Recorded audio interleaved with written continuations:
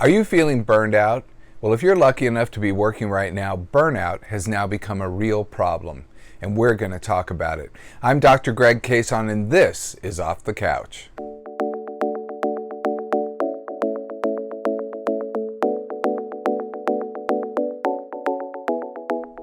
Burnout is a real problem. It's not some made-up problem from some workplace movie somewhere, but it's actually something that's affecting all kinds of Americans.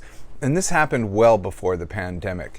In fact, a Gallup survey that was recently done of 7,500 full-time employees found that 23% of full-time employees felt burnt out, and another 44% felt it some of the time.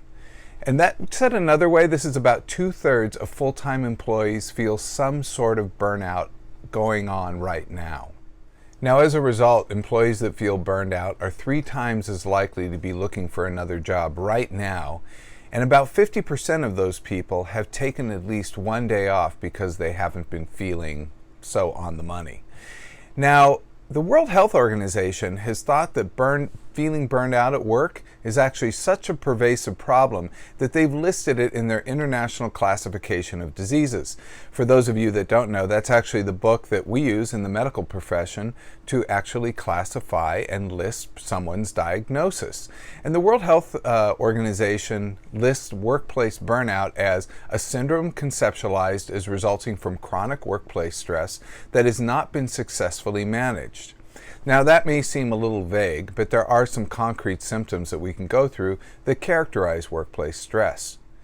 Now, let's not look at that vague definition, but actually the Mayo Clinic has suggested that some concrete questions be asked to determine if someone has workplace stress. So answer for yourself as I go through these. Number 1, have you become cynical or critical at work? Number 2, do you drag yourself to work or have trouble getting started at work?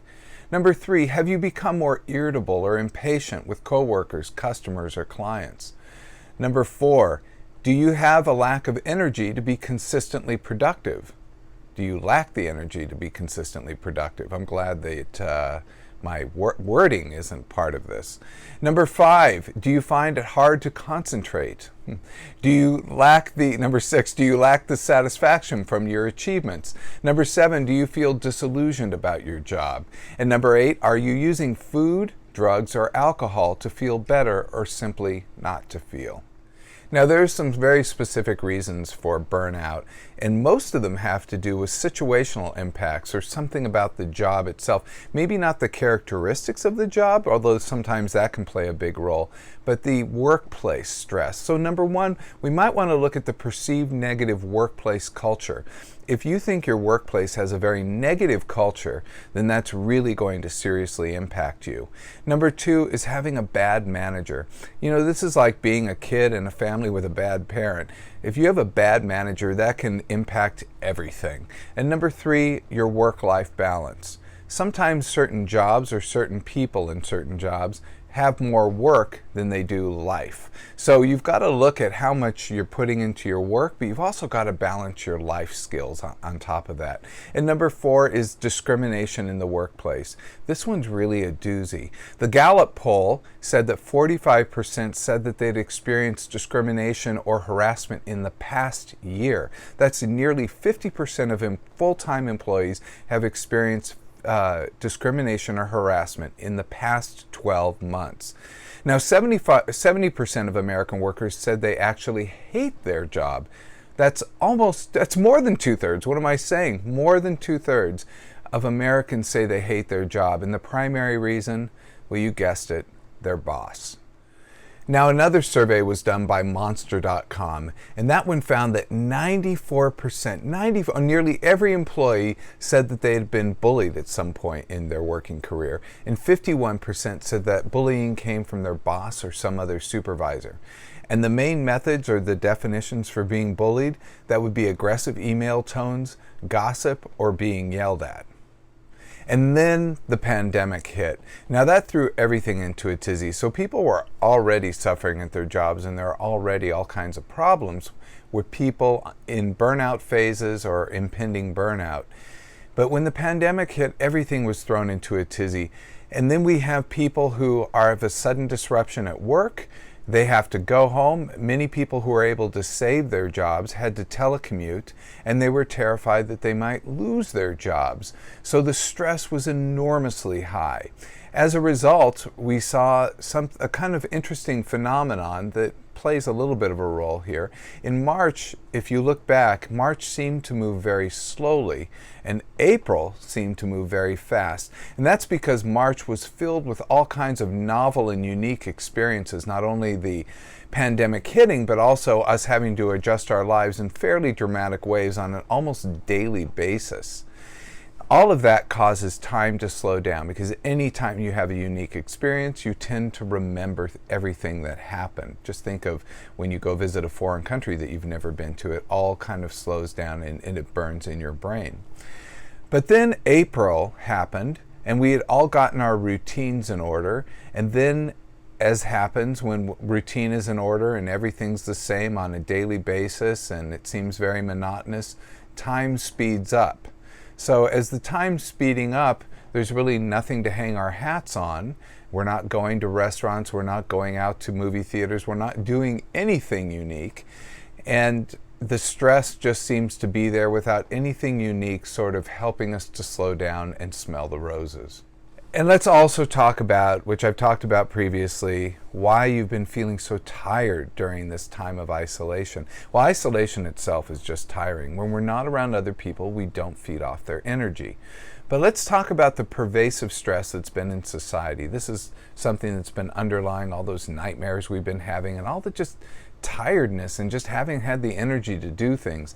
That stress which we've just felt from everybody, from watching the news, from seeing our neighbor, from even seeing people on the street who appear terrified to be near us even though we're 20 feet away and wearing a mask. It's just all of this has thrown our world into chaos.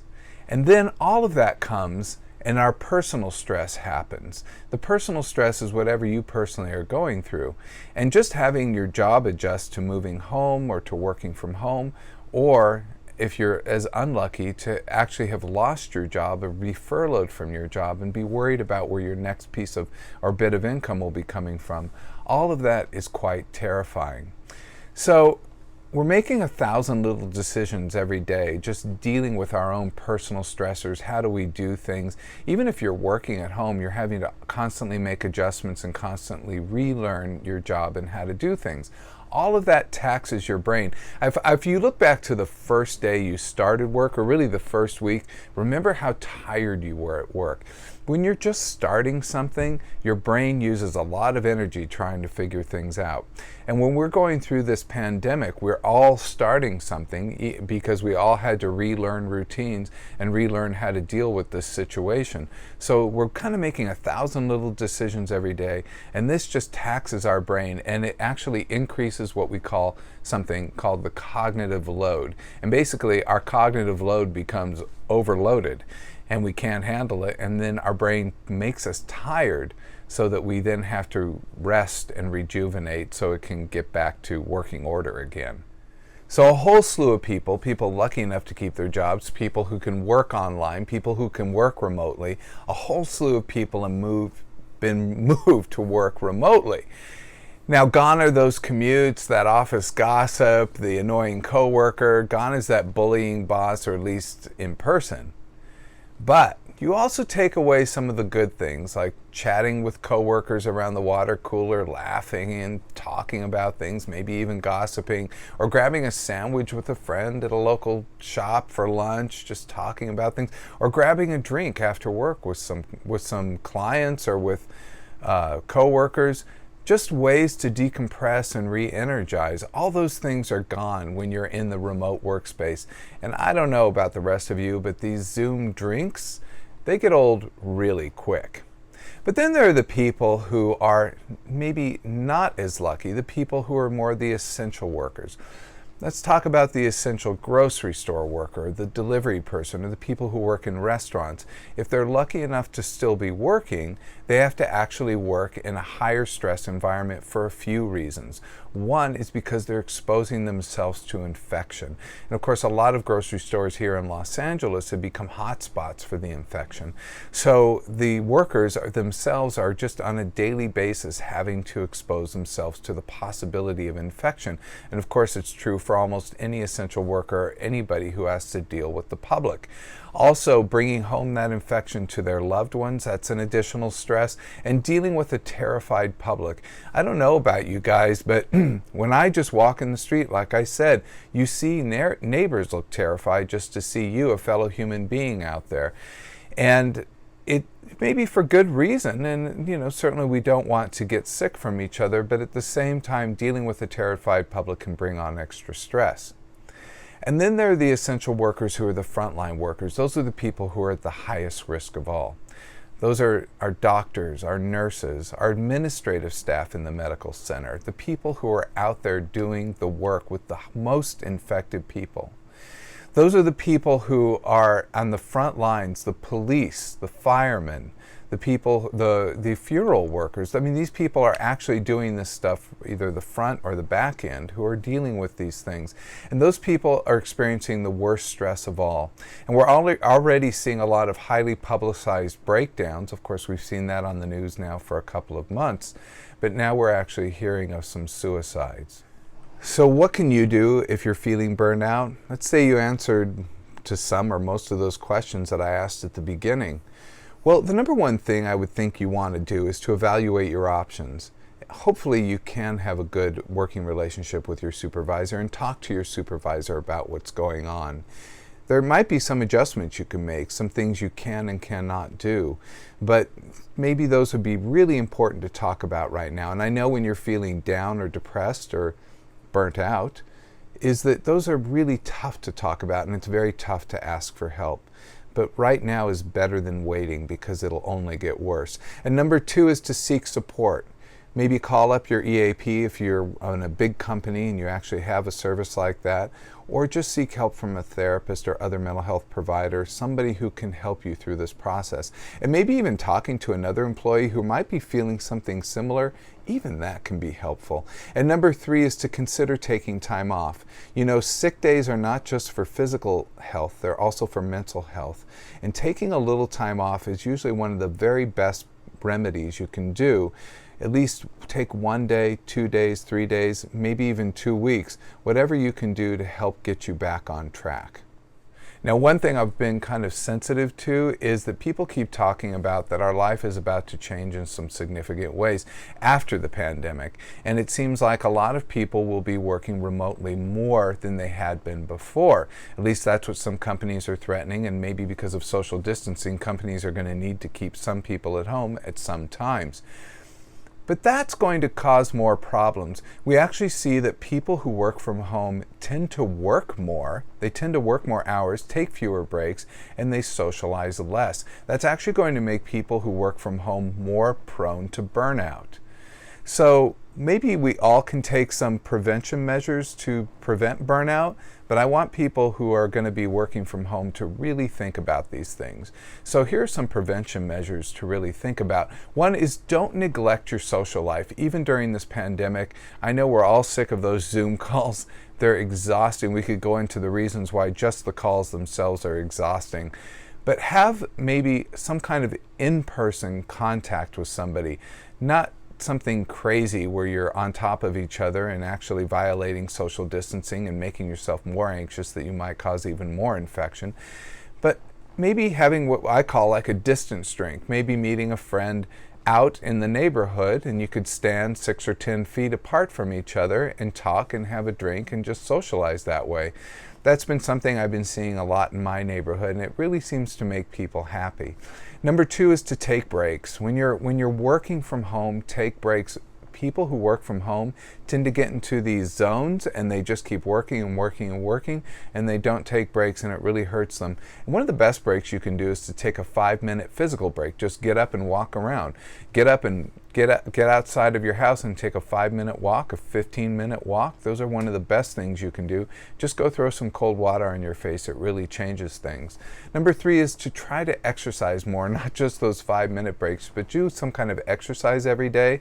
Again, Instagram has just been filled with all these live exercises. It's really wonderful. So try to do something like that. And to me, just walking is the very best thing. I've just been focusing on walking during this pandemic. 10,000 steps a day. It gives me a goal. It gives me something to feel accomplished about. It's not miraculous, but it does help. Number 4 is to keep a routine, and morning is most important. Get up at the same time every morning. Take a shower at the same time. Go to and start work at the same time every morning. And if you're on the weekends, keep a weekend routine. And try to keep this routine throughout the day, but especially in the morning before noon. That'll get you on track for the rest of the day. Number 5 is to get quality time. Now, you're going to try this. I really like this vacation idea, is to plan a vacation, but also plan your second vacation. So always have a vacation you're planning. Always have a vacation that you're looking forward to. So when you get home from your next vacation, you already have another vacation on the books that you're planning. When you have a vacation that you're planning, then you're having hard times at work, you can actually look forward to that vacation and think about it. Let's say you're going to go to the Rocky Mountains and go hiking, and you can just think about how beautiful it'll be up there, and the smell of the trees and the crackling of the pine needles beneath your feet. And you can just think about the fresh air and looking around at the beautiful vistas. All of that will help you to feel better when you're having a tough day at work. And number 6, now, right straight from Star Wars, remember when Luke Skywalker was so excited and then Han Solo turned around and said, "Great kid, don't be cocky." Well, don't get cocky here either. We all have to think about, to stop burnout before it happens, we have to be sensitive to the fact that we may feel great today, and we may continue along today. We may be working 60, 70 hours a week and feeling like we can handle this, but if we keep up at that pace, we're going to eventually burn out. So you've got to take action now to prevent burnout in the future, so that you can keep going, to keep your family going, to keep yourself going, to keep society going. I'm Dr. Greg Kayson, and this is Off the Couch.